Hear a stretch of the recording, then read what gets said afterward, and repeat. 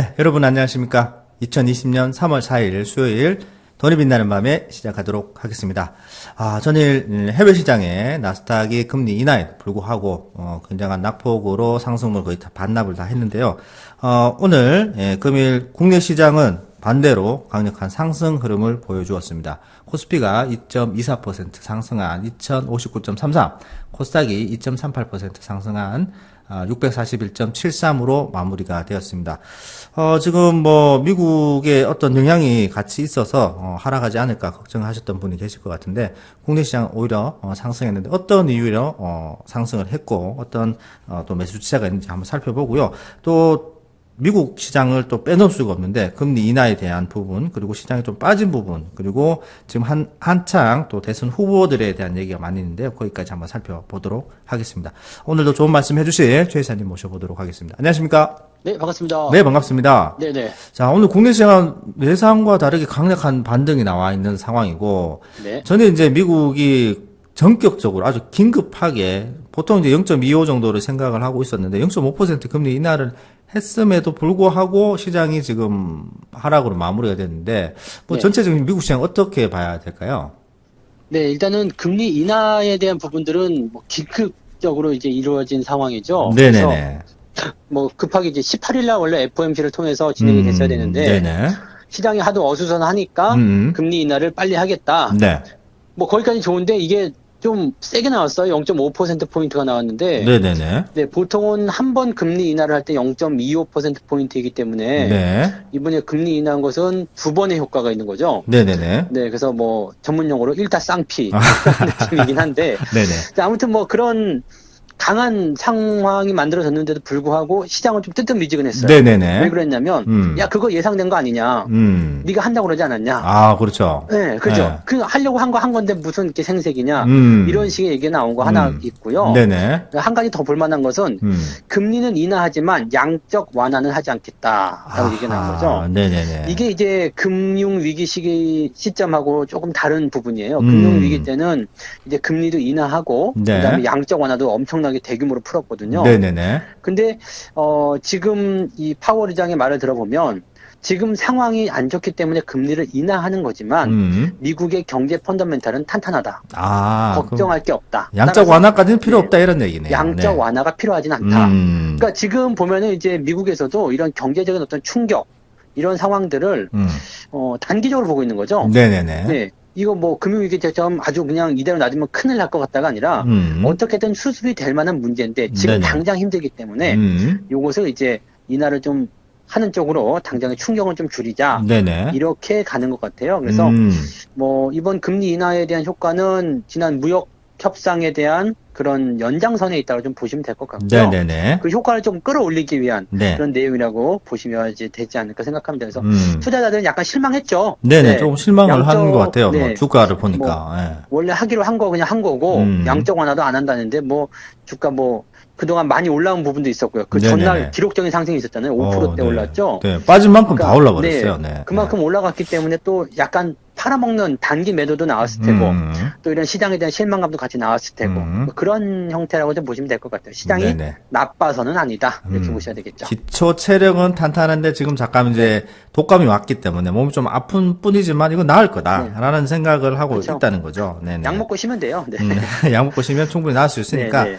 걱정할 필요 없다라는 시각으로 이제 미국은 인식을 하고 있는 것 같습니다. 네. 그래도 금리 인하가 생각보다 이게 폭이 커서 이렇게 놀라신 분도 많이 계실 것 같은데. 저도 깜짝 놀랐어요. 0.5%나?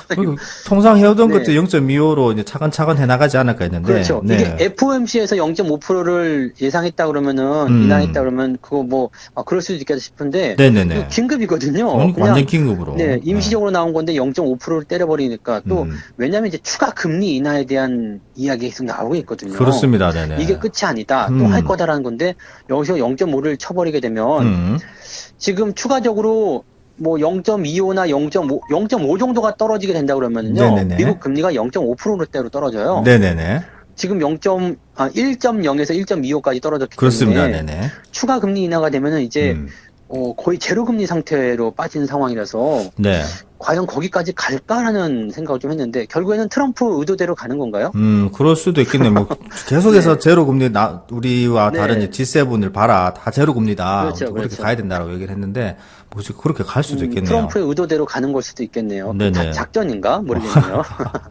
G7이 보면 거의 이제 제로 금리고 일본 같은 경우는 마이너스 금리까지. 마이너스죠. 네. 그러니까 지금 미국보다 낮은 데는 그나마 이제 제로 베이스가 아닌 데는 영국밖에 없다고 보여지는데 하여튼 뭐 네. 앞으로 더 지켜봐야 되겠습니다. 시장은 생각보다 반응이 좀 뜨뜻미지근했다. 미국 시장은. 그래서 그렇죠. 좀 그렇다라는 얘기가 나오고 있고 또 재밌는 또 소식이 있는데 생각 외로 미국 민주당 대선 후보 경선에 좀 이제 직업 변동이 일어났다라는 얘기가 나오고 있는데요. 이건 또 어떤 얘기인가요? 이게 또 그냥 핵심이 아닌가 싶습니다. 네네네. 실제로 이제 그 시장의 그 투자자들이 이제 네네. 좀 관망해보자라고 했었던 게 이 슈퍼 화요일. 네네네. 이 대선 후보의 경선 때문이 아니었을까 싶기도 한데요. 네. 이제 떠오르는 그 샛별이라고 볼 수 있었, 샛별이라고 하기는 나이가 좀 많긴 한데요. 네, 샌더스가 있었죠, 샌더스. 네네네네. 이 샌더스가 어떤 인물이냐면, 메디케어 포올이라는 그 정책을 가지고 나온 사람이에요. 그러니까 의료보험을 그냥 전 국민에게 한국처럼 해줘버리겠다. 그렇죠, 그렇죠. 네. 네, 미국은 지금 그게 없거든요. 네, 그러니까 맞습니다. 굉장히 이제 네. 의료 체제가 가격이 비싸잖아요. 그래서 이제 일반 시민들 같은 경우는 개인적으로 그냥 우리 보험 드는 것처럼 그렇죠. 그런 건강보험을 이렇게 들기도 했어요. 네. 들어서 이제 진행을 하는 부분인데 기본적으로 비싸죠. 기본적으로 비싸니까 이것을 다 없애고 그냥 평등하게 한국처럼 해버리겠다. 또 그러니까 이제 여기서 이제 제동이 걸린 게 야, 그거 돈 많이 들 텐데 세수는 어떻게 감당할래? 요런 질문이 나오니까 세금 확 올려버리겠다고 얘기를 했었잖아요. 네, 그렇죠. 그러니까 그럼 세금 올리면 되지. 간단하네요. 라고 얘기한 거예요. 네. 근데 이게 지금 이 트럼프 정권 하에서는 법인세를 인하해 줬단 말이에요. 그렇죠. 계속 세금을 이제 혜택을 많이 줬었죠. 미국으로 들어와라. 본사 가지고 들어와라. 너희들 세금 많다고 떠난 거니까 들어와라. 여기서 공장 짓고 해라. 그래서 이제 실질적으로 이제 미국의 근로자들을 이제 일자리를 창출시키고 고용시장을 늘리고 뭐 이렇게 가겠다라는 정책이었고 지금 그렇게 되고 있어요. 또 만족하고 있는 부분인데 여기서 그냥 법인세를 다시 원상복귀시키겠다. 그 다음에 이제 뭐 일정 소득이 있는 사람들에 대해서는 이제 세금을 증가시키겠다. 근데 가장 결정적으로 나온 게 뭐였냐면 이제 주식, 선물, 이 거래에 대해서 이제 세금을 물리겠다. 이렇게 얘기가 나와버립니다. 그래서 지금 트럼프의 어떤 연장하려고 하는 그런 정책과 정반대로 가겠다는 거죠. 그렇죠. 그러니까 지금 같은 상황이라면 경제에 완전한 타격을 줄 수 있는 상태죠. 네, 법인세가 인상이 되면 기업들이 다시 미국을 떠나려고 할지도 모르겠고요. 또 한 가지는 이제 주식에 대해서 세금을 물리게 되면 세금은 거칠지 모르겠지만 이게 위축될 수 있다는 얘기죠. 그렇죠. 경기가 또 위축될 수 있다. 월스트리트에서는 이 샌더스를 굉장히 이제 소위 이제 깐다고 해야 되죠. 굉장히 디스하는 그런 발언들을 많이 했었는데 이 뚜껑을 열어보니까 이제 조 바이든이 8개 주에서 승리를 하게 됩니다. 샌더스는 이제 4개 주에서 승리를 하게 되고요. 샌더스만 그러니까, 아니면 돼 뭐 이런 거네요. 그렇죠. 그래서 이 조 바이든 같은 경우는 사실 중도 성향이거든요. 그런데다가 전 부통령이었죠. 그러니까 오바마의 어떤 그 영향력을 좀 받은 거예요. 그러니까 흑인들한테 완전히 전폭적인 지지를 이번에 받게 됐습니다. 유색 인종들한테. 그렇죠, 그렇죠. 그래가지고 이번에 그냥 확 떠오르면서 샌더스를 누르게 된 거죠. 그래서 조 바이든 쪽으로 가게 되면 그냥 쏘쏘하다. 특별한 거 없었다. 이렇게 볼 수가 있는 거니까.